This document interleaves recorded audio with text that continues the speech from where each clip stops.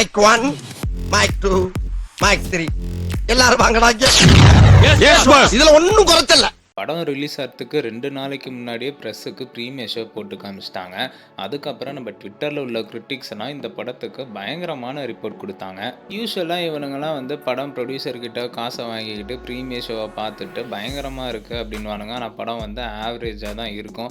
So அந்த மாதிரி தான் இந்த படத்துக்கும் கூவிட்டு இருக்கானுங்க போல் அப்படின்னு நினச்சிட்டு இருந்தேன். யூஸ்வலாக ரிவ்யூ பண்ணுற கிரிட்டிக்ஸை தாண்டி இன்னும் சில பேர் வந்து இந்த ட்விட்டரில் ரொம்ப நல்ல ரிவ்யூஸ் கொடுத்துட்டு இருந்தாங்க. ஸோ அதனாலேயே எனக்கு எதிர்பார்ப்பு இந்த படத்துக்கு ரொம்பவே அதிகமாயிடுச்சு.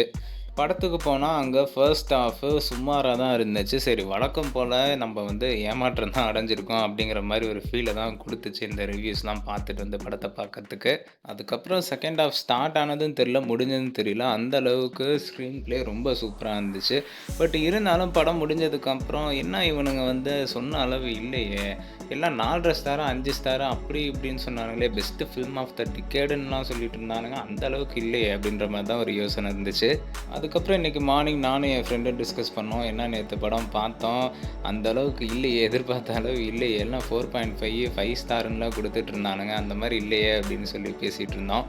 அதுக்கப்புறம் படத்தில் உள்ள சில சீன்ஸ் எல்லாம் பற்றி பேச ஆரம்பித்தோம். எந்தெந்த சீன்ஸுன்னு நான் சொல்ல விரும்பலை, ஏன்னா அது வந்து ஸ்பாய்லராக போயிடும்.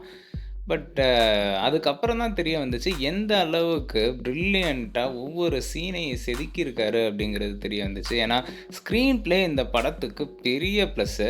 ஒரு சிம்பிளான ஒரு ஸ்டோரி தான், அதை வந்து அப்படியே பேரலெல்லாம் மூவ் பண்ணி பயங்கரமாக கொண்டு வந்து முடிச்சிருக்காங்க. வேறு லெவலு. எப்படி இந்த அளவுக்கு யோசிக்க முடியுது அப்படின்னு எனக்கு தெரியல. படத்தில் நிறைய டீட்டெயிலிங் இருக்குது, அழகாக பண்ணியிருக்காங்க.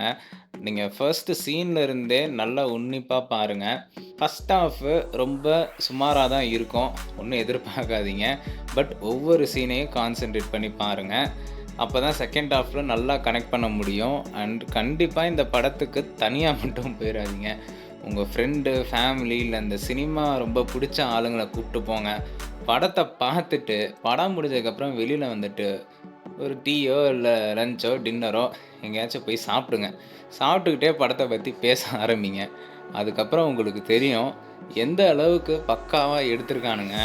ஏன்னா கண்டிப்பாக படம் முடிஞ்சு நீங்கள் வெளில வரும்போது ஓகே படம் நல்லா இருந்துச்சு, சூப்பராக எடுத்திருக்காங்க அப்படின்னு மட்டும்தான் உங்களுக்கு தோணும்.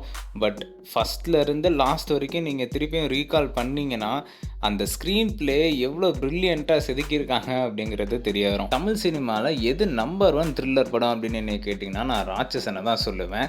இந்த படம் ராட்சசனை பீட் பண்ணியிருக்கா இல்லையான்னு கேட்டிங்கன்னா ஆல்மோஸ்ட் பீட் பண்ணிருச்சு அப்படின்னு தான் சொல்லுவேன். அந்த சின்ன டிஃப்ரென்ஸ் என்னன்னு கேட்டிங்கன்னா ராட்சசன் வெரி ஃபர்ஸ்ட் மினிட்லேருந்தே ரொம்பவே த்ரில்லிங்காக கொண்டு போயிருப்பாங்க.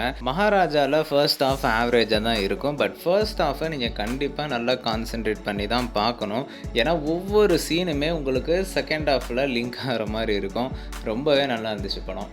பை எனி சான்ஸ் மகாராஜா ஆஸ்கருக்கு நாமினேட் ஆச்சு அப்படின்னா கண்டிப்பாக ஸ்க்ரீன் பிளேக்காச்சும் ஒரு அவார்டு கொடுத்தே ஆகணும். அந்த அளவுக்கு ரொம்பவே சூப்பராக பர்ஃபெக்டாக பண்ணியிருக்காங்க. இந்த வீக்கெண்டுக்கு ஒரு பர்ஃபெக்டான க்ரைம் த்ரில்லர் படமாக இந்த மகாராஜா அமைஞ்சிருக்கு. இந்த வீக்கெண்ட்னே சொல்லக்கூடாது, இந்த வருஷத்துக்குன்னே சொல்லணும். ஏன்னா அந்த அளவுக்கு படம் பயங்கரமாக இருக்குது.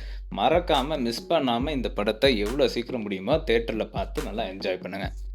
இந்த வீடியோ பிடிச்சிருந்தா லைக் பண்ணிட்டு மறக்காமல் உங்கள் ஃப்ரெண்ட்ஸ் அண்ட் ஃபேமிலிக்கு ஷேர் பண்ணிடுங்க. மறக்காமல் நம்ம சேனலில் சப்ஸ்கிரைப் பண்ணிடுங்க. அப்போ தான் இந்த மாதிரியான movie reviews and daily cinema updates உங்களால் பார்க்க முடியும்.